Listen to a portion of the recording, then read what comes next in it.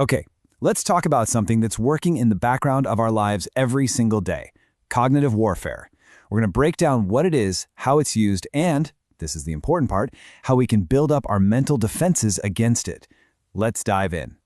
You know that feeling, right? That exhaustion from just scrolling through headline after headline, trying to figure out what's real and what's not.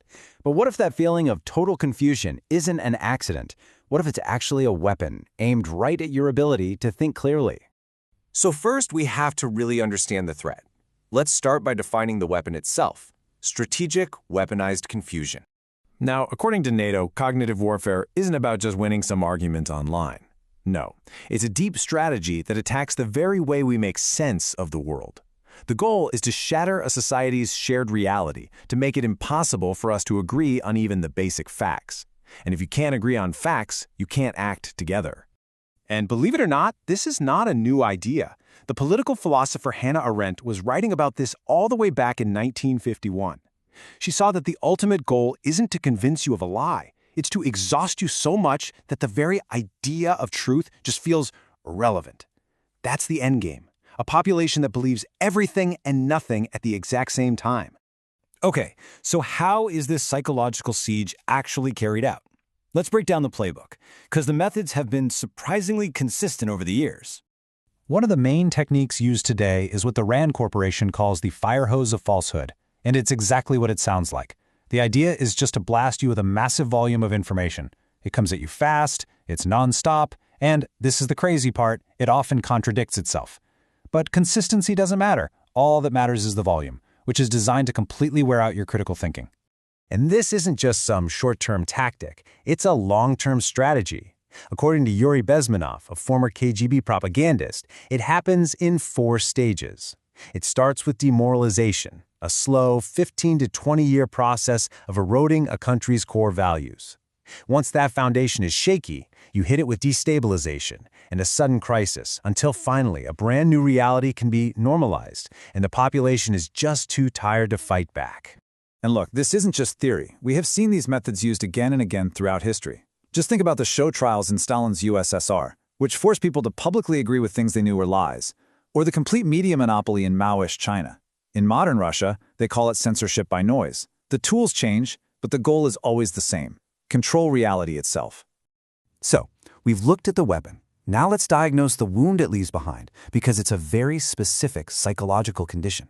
The term for it is informational learned helplessness, and this idea comes from foundational psychology research back in the 60s. It describes what happens when we're hit with an uncontrollable flood of disinformation. Eventually, we just stop trying to figure out what's true. Not because we're not smart enough, but because the mental energy it takes just becomes unbearable. We literally learn to be helpless. And what makes this so incredibly dangerous is that it's a self-reinforcing cycle. The information overload leads to exhaustion. That exhaustion makes you give up on trying to tell fact from fiction. That leads to passively accepting things and pulling back from civic life. And that inaction just makes the whole situation worse, which reinforces the feeling that trying is pointless. And the cycle just keeps going, spiraling downward. So what does this actually look like when it spreads across an entire society? Well, the symptoms are pretty clear and you can see them. On a behavioral level, you see people just check out. They stop voting, they stop engaging, they stop even bothering to fact-check. Psychologically, it creates this weird, numb anxiety, a constant feeling of dread but with no energy to do anything about it. Socially, trust just collapses, not just in the government or the media, but in all institutions. And politically, you get a population that's splintered into groups living in completely different realities, which makes any kind of collective action, well, impossible. Okay, that was all pretty grim. So here's the billion-dollar question. Is this damage permanent? Can this cycle be broken? The evidence is clear: yes, it absolutely can. And that brings us to the cure: building our cognitive immunity. The antidote to learned helplessness is something called learned controllability. The neuroscience here is fascinating. Just like our brains can be taught to be helpless, they can be retrained to feel a sense of agency and control. The key isn't just about feeling motivated, it's about seeing repeated, real-world proof that your efforts actually make a difference. One of the most powerful and evidence-based strategies for this is called pre-bunking. Honestly, you can just think of it like a vaccine for misinformation. By showing people weak or silly examples of manipulation techniques, like using emotional language or citing fake experts, you help them build up cognitive antibodies. That way, when they see the real thing out in the wild, they're already primed to spot it and resist it. And you might be wondering, does this really work? Well, the data says yes. Research from Harvard shows that watching a single 90-second video explaining a manipulation tactic can improve a person's ability to spot it by 5 to 10%. And what's really amazing is that this works across the political spectrum, for all ages and education levels. It shows that even tiny interventions can have a measurable impact. And this really gets to the core of it all. It's about changing our internal narrative, the story we tell ourselves. It's moving from this is permanent and affects everything to this is temporary and specific. It's shifting from that helpless feeling of my effort doesn't matter to the empowered belief that specific actions get specific results. It's a fundamental change from a passive to an active mindset. So, what does a practical toolkit for resilience actually look like? Well, first, we restore micro-agency. That just means starting with small, manageable wins in your own community, organizing a park cleanup, supporting a local business.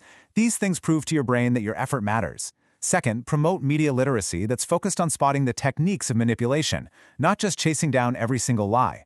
And finally, build social cohesion. Strong local networks of people you actually trust are a powerful anchor for a shared sense of reality. Because in the end, resilience isn't passive. It's not something you just have. It's a skill, it's a muscle that has to be exercised and built, both by ourselves and with our communities. And that really leaves us with the final, most important question. Where can each one of us start building it today?